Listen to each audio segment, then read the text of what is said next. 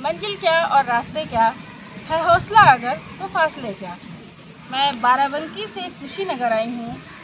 ये मेरी फ्रेंड कह लीजिए या छोटी बहन कह लीजिए, चाहे जो आप समझ सकते हैं। हम जब पढ़ते थे तो डिस्कशन साथ में अक्सर किया करते थे। तो इनका भी चयन जो है DGT 2021 में हुआ है, सत्य प्रकाश विवेकानंद इंटर कॉलेज देवरिया। तो इनसे मिलने में आई हूँ और मैं आप लोगों से साझा करना चाहती हूँ इनके संघर्ष की कहानी, कि किस तरह इन्होंने ये जो सरकारी नौकरी है इसको हासिल किया है। तो आइए उन्हीं से जानते हैं कि कितने वर्ष का संघर्ष रहा इस नौकरी को पाने के लिए। खुशबू, आप जो है बताइए कि कितने वर्षों से आप तैयारी कर रहे हैं? हमने फॉर्म डाला था 2016 में। फिलहाल अपना नाम परिचय आपने बता दिया, और हम भी बताना चाहेंगे। हमारा नाम खुशबू जायसवाल है और हम यही देवरिया में ज़िले में पोस्टेड हैं। सत्य प्रकाश विवेकानंद इंटर कॉलेज मेरे स्कूल का नाम है, वहीं पर मैंने मार्च में 21 DGT वैकेंसी में ज्वाइन किया है। और मेरा नाम खुशबू जायसवाल है और मैंने 2016 में सबसे पहले पढ़ाई स्टार्ट की थी। हम हैं जैसे कि सिविल लाइन में हम थे, हमने IAS PCS की तैयारी कर रखी थी और हमने मेरा BSc है और साइंस की ओर से हमारा शिक्षा रहा है। फिलहाल जब हम एक सब्जेक्ट से प्राविधिक कला कर रखे थे तो हमारे रिलेटिव में कुछ लोग कर रखे थे, तो उन्होंने सजेशन किया कि ऐसा है आप भी इस तरीके से कर लो, आपको कला में आपकी वैकेंसी अगर आती है जिसमें भर पाओगे आप। तो हमने उसको किया था और डिग्री भी मिली हमको। तो फिर जब वैकेंसी निकली तो हमने उस फॉर्म को डाल दिया था। तो जब हमने फॉर्म को डाला तो एक मेरी मौसी थी अल्पना जायसवाल, उनकी भी सिलेक्शन हुआ है बारी स्कूल में, नेशनल में पढ़ता है। शायद आप दोनों लोग साथ में ही तैयारी की है। हाँ, वो मेरी मौसी लगती है, मेरी रिलेटिव भी है। तो अभी साथ में ही है, अभी उनसे मुलाकात करवाया जाएगा आप लोगों से। तो फिलहाल तो उन्हीं के साथ हमने सबसे पहले घर को छोड़ा था तैयारी के लिए। हम लोग साथ में रह के ही एक साथ खाना बनाना, खाना, पढ़ना, सीखना, उठना, बैठना सब कुछ था और साथ में ही हम लोग पढ़ाई किया करते थे, बिल्कुल मन लगा के, दिल लगा के पढ़ाई किया करते थे। तो वहीं से हमारी क्लास स्टार्ट हुई और हमने सबसे पहले धीरज श्रीवास्तव सर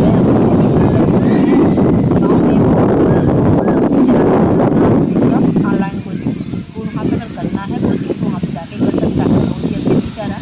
वहीं से कहने की बात तो कुछ नहीं है, जो ये अंतिमा मैम है ये भी वहीं से ही कोचिंग की थी और ये DGT में प्रथम रैंक हासिल किया था इन्होंने और DGT में 8वां रैंक हासिल किया था। ये तो बताने की बात नहीं है, इनके बारे में सभी लोग जानते हैं। तो फिलहाल हम यही कहना चाहेंगे, यहीं से सबसे पहले हमने यहाँ पे स्टडी स्टार्ट किया था। और आगे ये बताइए कि जब आप तैयारी कर रही थी तो कभी कभी क्या ऐसी हताशा होती थी कि मन नहीं कर रहा है पढ़ने का, कि दिल ने हार मान लिया, कि अब मतलब कुछ ऐसा कभी लगा ऐसा कि अब दिल नहीं करता पढ़ने का, छोड़ दे सब कुछ? सारी बातें आई थी, क्योंकि पहली बार में तो सफलता पहली बार में जैसे कि वैकेंसी जो निकली थी 2016 में निकली थी और एग्ज़ाम लगभग हुआ था 2019 के करीब में। तो बीच में इतने सालों का जो अंतराल रहा था, हम लोग वेट करते करते थक चुके थे। कितना दिन तक कोई बाहर रहता, कितना दिन का सब रहता। इसके पहले हम जब बाहर नहीं निकले थे तो उसके पहले हम इंग्लिश मीडियम में पढ़ा रहे थे, इसकी वजह से उसको स्कूल को छोड़ के आ पाना मुश्किल था और इस वजह से आर्थिक स्थिति की भी तंगी रही हमारे यहाँ। इसलिए हमने बहुत ही ज़्यादा संघर्षों के साथ इस मुश्किल का सामना करते हुए और हमने पढ़ाई कंटिन्यू की। लेकिन ये भी हमारे साथ हुआ, हम लोग साथ में तो पढ़ रहे थे, लेकिन कुछ दिनों बाद, कुछ महीनों या कुछ सालों बाद हम वो छोड़ करके फिर हमने स्कूल ज्वाइन कर लिए थे और स्कूल कंटिन्यू भी रहा मेरा और मेरी पढ़ाई भी जारी रही। उसके बाद भी बीच में एग्ज़ाम पड़ा, हम स्कूल में दिए थे, गए थे एग्ज़ाम देने। उसके बाद से क्या हुआ था, बस हम यही कहेंगे कि वो स्कूल ज्वाइन करने की वजह से ज़्यादातर टाइम नहीं मिल पाता था। इस वजह से थोड़ी हमारी पढ़ाई खराब हो गई थी, डिस्टर्ब हो गई थी और इस वजह से हम कहना चाहेंगे मात्र 1 नंबर से मेरा सिलेक्शन 2016 में किया था। तो हम तो बहुत निराश हो चुके थे भाई, कि हमको यही लगा कि हमारे हाथ से जॉब निकल गई, बहुत ज़्यादा हताश हुए थे। लेकिन फिर भी जैसे वो लोग कहते हैं ना हो साथ कोई, अकेले बढ़ो तुम, सफलता तुम्हारे चरण चूम लेगी। अगर पुरुष सकते तो पखेरु बनो तुम, प्रवणता तुम्हारे चरण चूम लेगी। तो ये सब बहुत सारे लोकगीत हैं जो बहुत ही हमको अच्छी लगती हैं। हमने जब गीतों से याद आया मैं कि खुशबू कि जो है मतलब ये जब हम लोग भी साथ में डिस्कशन करते थे तो बहुत सारे गाने बनाया करते थे, वो ठीक हमको नहीं आते थे बनाने। चलो याद करें, लेकिन गाने मुझे नहीं याद होते थे, ना मैं बना पाती थी, लेकिन इनको याद होते थे, ये उसी ट्रिक से पढ़ती थी। तो क्या एक आधे कोई गाना सुनाओगी? ये है कि हम जो भी चीज़ अगर हमको याद करना होता था, हम वैसे याद करें तो एक दिन में अगले दिन ज़रूर भूल जाता था। अगर उसी को हम गाना बना के या किसी ट्रिक के माध्यम से याद करते थे हाँ, तो वो काफ़ी नहीं दिनों भूलता तक है। वो हमको टिकाऊ याद हो जाता था। फिर वो चीज़ अगर हमको उसको रिवाइज़ करना है तो गाना गा लेते थे, तुरंत हमको पता चल जाता था ये किस जगह से ये इस टॉपिक को उठाया गया है। ईज़िली हम उस क्वेश्चन को बहुत ईज़िली सॉल्व कर पाते थे, इसमें कोई कठिनाई नहीं होती थी। तो हमारे जो प्रतियोगी छात्र हैं जो कला की तैयारी कर रहे हैं, तो उनके सामने थोड़ा सा ये गाना एक दो अगर सुनाओगे तो हो सकता है वो लोग भी इससे प्रेरणा लें और अपने कुछ, क्योंकि जो कला सुनाना का चाहेंगे। सिलेबस है वो एक सागर की तरह है, आप उसमें घुसते चले जाइए, समझ में नहीं आता कहाँ शुरू करें कला और का कहाँ से सिलेबस है खत्म करें। और कला की तरफ पढ़ें तो काफ़ी अच्छा रहेगा। हाँ, इंटरेस्टिंग तो है, लेकिन लेंदी बहुत है, लगता हाँ। है कभी कभी कि, लेकिन जो आपकी गाने की ट्रिक है उससे थोड़ी आसानी हो जाती है। तो हमारे जैसे जो छात्र हैं उनसे शेयर करिए अपने ये जरूर ट्रिक। शेयर करेंगे। ये तो बता दें जो भी कला के अभी प्रतियोगी छात्र हैं उन लोग को पता है बहुत सारे आर्टिस्ट हैं, बहुत सारी शैलियाँ भी हैं। उनमें जितने आर्टिस्ट हैं तो कुछ लोगों को छोड़कर हमने सभी लोगों पे एक एक करके गाना बना रखा था। सभी लोगों को पता है पाश्चात्य में भी बहुत सारे आर्टिस्ट हैं और इंडियन में भी बहुत सारे आर्टिस्ट हैं, तो हमने इन लोगों का थोड़ा सा ट्रिक बनाया था। जितने भी पाश्चात्य के आर्टिस्ट हैं उन लोगों को सभी भक्ति गाने पे हमने सॉन्ग बना रखे थे और जितने भी इंडियन थे उन लोगों को फिल्मी गाने के तर्ज पे हमने इनको बना रखा था। यही मेरी कुछ रही थी। जो भी शैलियाँ भी रही हैं उनको भी अक्सर हम, जैसे कि मेवाड़ शैली हो गई, पहाड़ी शैली होगी, राजस्थानी हो गई, मुगल हो गई, इन जो भी शैलियों का जो मेन विशेषताएं होती हैं और किन किन शासकों के समय में क्या क्या काम हुआ है, ये सभी चीज़ों को देखते हुए हमने गाने के जोड़ में रख दिया है। और एक बार गाना याद करते हैं, बस गा लेते हैं, तो ऐसा लगता है हमने सारी शैलियों का रिवाइज कर दिया है। तो हम गाना ज़रूर सुनाना चाहेंगे इसके लिए। गाना थोड़ा सा बताइए।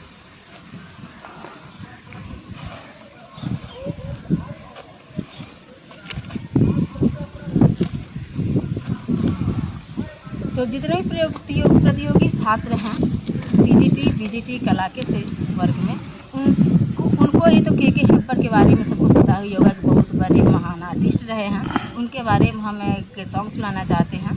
तो उनके बारे में ये है, थोड़ा सा अगर कोई भी मिस्टेक हुई हो तो माफ़ करिएगा। फिलहाल जो हमारा ट्रिक है उसको हम आप लोगों के साथ शेयर कर रहे हैं। कोई गड़बड़ी होगी तो भी कमेंट सेक्शन में ज़रूर बोलिएगा।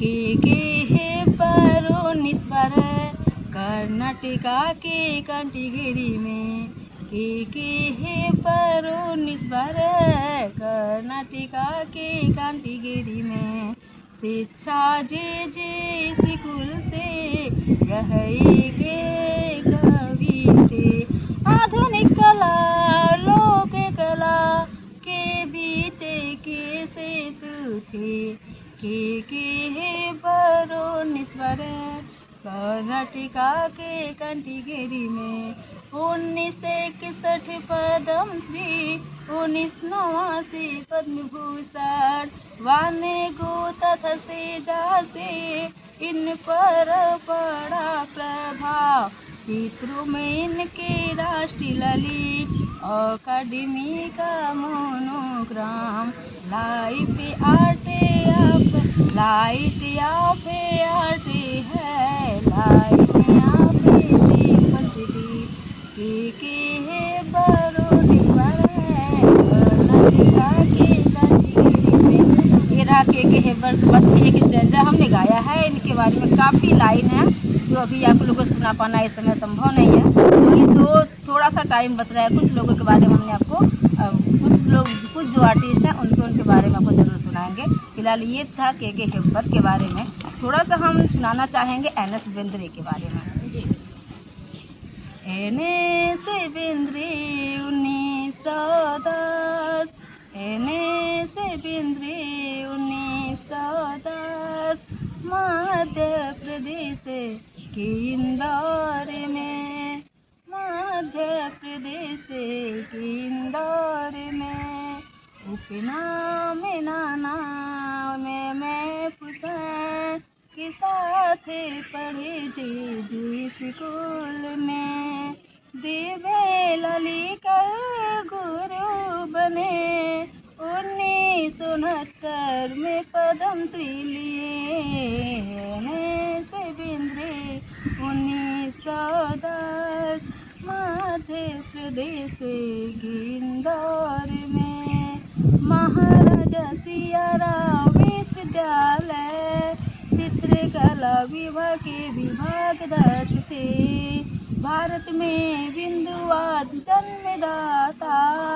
जल तल पेस्टल माध्यम थे, ग्राफिक्स चार में लिंडेक्स से रोमांटिक कलाकार, रंग जादूगर, गले आकर्षक डांसिंग गर्ल से बिंद्रे 1910 मध्य प्रदेश के इंदौर से, मध्य प्रदेश के इंदौर से। Very good. देखा आप लोगों ने किस तरह से इन्होंने सभी गानों पे सबका बना रखा है। और गाने तो ऐसी चीज़ है कि आप चाहे घर में काम करते रहिए, बर्तन धुलते रहिए, खाना बनाते रहिए, इन गानों को वो गाने ना गा करके अगर आप गाना बनाने का हुनर रखते हैं तो ये सारा सिलेबस आप ऐसे ही तैयार कर सकते हैं। तो जो सागर जैसा दिख रहा है वो एक छोटी बूंद हो जाएगा आप लोगों के लिए। तो हम ये कहते हैं कि इसी तरह कुछ ना कुछ ऐसा ट्रिक बनाइए जिससे आपको चीज़ें याद रहें। जैसे बच्चों को कहा जाता है ना मैम, हाँ। कि खेल खेल में सीखो। हाँ, बिल्कुल यही बिल्कुल। बड़ों के साथ भी हो सकता है। बिल्कुल, गाना बिल्कुल। बनाकर, कोई भी शायरी बनाकर, जिससे आप लोग याद कर सके, उसे याद कर क्योंकि सके। आप कला यही- पढ़ते हैं तो ये भी एक बहुत बड़ी कला है कि आप चीज़ों को याद रख सकें। और प्रेरणा क्या है कि जैसे कि प्रेरणा तो हम व्यक्ति साइंस साइंस रहे ना थे, हाँ। तो हम इंग्लिश पढ़े थे, तो जाहिर सी बात है हम जब इस एरिया में आए तो हमको बहुत ज़्यादा डिफिकल्टी का सामना करना पड़ा। बिल्कुल हमको समझ नहीं आ रहा था हमको क्या करना है। तो हम जब उसमें तैयारी किए थे ISPCS की, तो उसमें हमने हिंदू तो पढ़ा था, लेकिन इस लाइन में बिल्कुल अननोन थे, हम बिल्कुल नहीं जानते विषय थे। नहीं रहा है विषय आपका, नहीं तो रहा है, इससे हमने कभी पढ़ा एकदम नहीं नए था। विषय में आना और नए विषय में आना और सफलता अर्जित तो करना। वही हमको एकदम समझ नहीं आ रहा था, तो हम सोचे हमको क्या करें कि हमको याद हो जाए। तो वैसे ही हम एक दिन बैठे बैठे थे, बस ऐसे गुनगुनाने लगे, लाइन टू लाइन याद होता गया। तो हमने इससे बहुत चीज़ अच्छा लगा कि देखो एक लाइन गुनगुनाए, 2-3 दिनों तक हमको याद रहा, और एक लाइन पढ़े होते तो काफ़ी एक दिन पहले ही भूल चुके होते। तो हमने दिमाग में आया कि चलो क्यों ना हम सभी का एक एक करके गाना बना लें। तो बस यहीं से गाना का स्टार्ट हुआ। इन्वेंशन हुआ गाने का, गाने के अभी माध्यम हमने से सारा सिलेबस एक तैयार हुआ। सुनाया था, ये इंडियन राइटर के बारे में, सॉरी आर्टिस्ट के बारे में हमने सुनाया, और एक बार पाश्चात्य आर्टिस्ट के बारे में जरूर सुनाना चाहेंगे। तो एक बार रैफेल के बारे में सभी लोग जानते हैं, पुनरुत्थान काल के बहुत फेमस कलाकार हैं, उनके बारे में तो थोड़ा सा सुनाएंगे। तो बिल्कुल। Raphael Italy Urbino 1483, Raphael Italy Urbino 1483, 15-20 चित्रकार, 15-20 चित्रकार, गुरु Perugino, Raphael Italy Urbino 1483, Sistine Madonna, Sistine Chapel पर मैडोना बनाते चित्र, लीला और हंस, एफिज सेको मैडोना स्कूल भित्ति चित्र, लंदन नेशनल गैलरी, यूथिया नाइट्री में, मोनालिसा प्रभाव से घूंघट वाली महिला, ट्रांसफिग्रेशन पेंटिंग, कुमारी विवाह है, इटली रैफेल इटली उर्बिनो 1483, 15-20 में मृत्यु, 15-20 में मृत्यु, गुरु पेरुजिनो। तो ये था। इसमें हमको लगता है कि जो भी प्रतियोगी छात्र हैं, इस गाने के बाहर आज तक भी क्वेश्चन बना नहीं है, और में भी बनना भी नहीं है, जहाँ तक हमको लगता है, क्योंकि जितने इनके बारे में जितनी भी सटीक चीज़ें हैं जो एग्जाम में आने वाली हैं, सब में हमने इस गाने में रख लिया है। और किसी को ये गाना अगर कोई भी अगर गा लेता है तो उनको इनके बारे में पूरी जानकारी हासिल हो। हाँ, मिल जाती है। तो ये है कि छोटा छोटा जब हम प्रयास करते हैं तो हम निश्चित रूप से सफल होते हैं। और इसीलिए आपके लिए मैं ऐसे लोगों से आपको मिलवाती हूँ जो जीवन में सफल हुए हैं, क्योंकि मुझे लगता है कि हो सकता है किसी व्यक्ति का जीवन इन प्रेरणादायी बातों को सुनकर, इन संघर्षों को सुनकर बदल सकता है। तो हम मतलब ये चाहते हैं कि लोगों का जीवन बदले और वो अपने जीवन में निश्चित रूप से सफल हो। सबसे बड़ी चीज़ है हताश न हो, कतई ना हताश हो। कि जितने भी व्यक्ति हैं, ये मैंने सुना है, किसी ने कहा है, किसी महान व्यक्ति ने ही कहा है, हर व्यक्ति के जीवन में एक दौर ऐसा आता है कि जब वो कहीं ना कहीं अपने आप को खत्म करने का विचार जरूर करता है।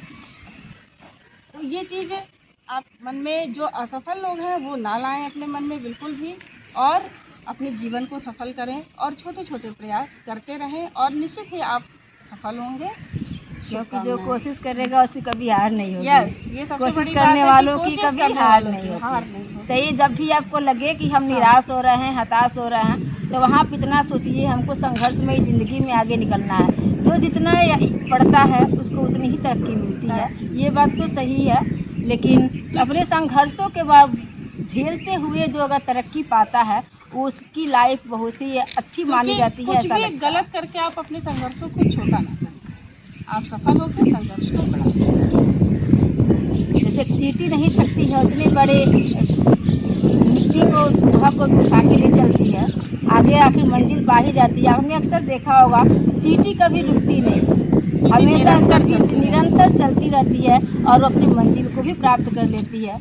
ये तो सभी को पता है कि उस कभी थकती नहीं। इसी तरीके से हमको भी उनके साथ कभी थकना नहीं चाहिए और कछुए और खरगोश की कहानी अपने लाइफ में, पूरी लाइफ में याद रखनी चाहिए, क्योंकि निरंतर प्रयास करने से सफलता हासिल होती जरूर है। खुशबू, जो आप ये गाने वाली ट्रिक बताई है ये बहुत अच्छी लगी। तो क्या अगर कोई बच्चा पढ़ना चाहता है या इस तरह से, क्या कुछ आप पढ़ाती हैं कि कुछ मतलब अगर आपसे कोई पढ़ना चाहे तो किस तरह से पढ़ सकता है?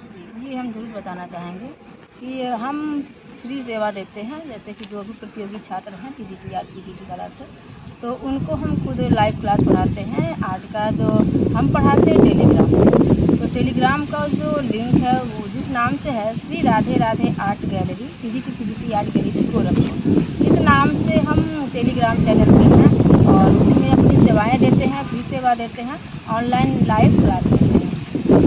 यही है बस। Thank you. और अगर कोई बच्चे जो प्रतियोगी छात्र हैं वो इस चैनल से अगर जुड़ना चाहते हैं तो जुड़ सकते हैं। और बहुत ही शीघ्र आपके लिए हम वीडियो बनाने वाले हैं यूट्यूब पर भी, उसका ही है Shri Radhe Radhe art PGT art tricky video, इस नाम से हम यूट्यूब पे भी बनाने वाले हैं वीडियो। जिसको भी कमेंट अगर ऐसा चाहिए तो कमेंट सेक्शन में बताइएगा क्या आपको करना दे दी है। जाएगी, आप उस लिंक जिसको के भी माध्यम अगर से जुड़ वीडियो सकते हैं। अगर चाहिए आपको या चाहते हैं या हम बनाएं, हमारा जो ट्रिक है आपके तहत पहुँचे, आपकी ओर पहुँचे, तो अगर ऐसा चाहते हैं तो इस कमेंट सेक्शन में कमेंट जरूर करिएगा। आपको इसकी लिंक जो है मेरे कमेंट बॉक्स में मिलेगी। आपको हमारी वीडियो पसंद आई हो तो कमेंट बॉक्स में ज़रूर कमेंट करें। शुभकामनाएं। नमस्ते।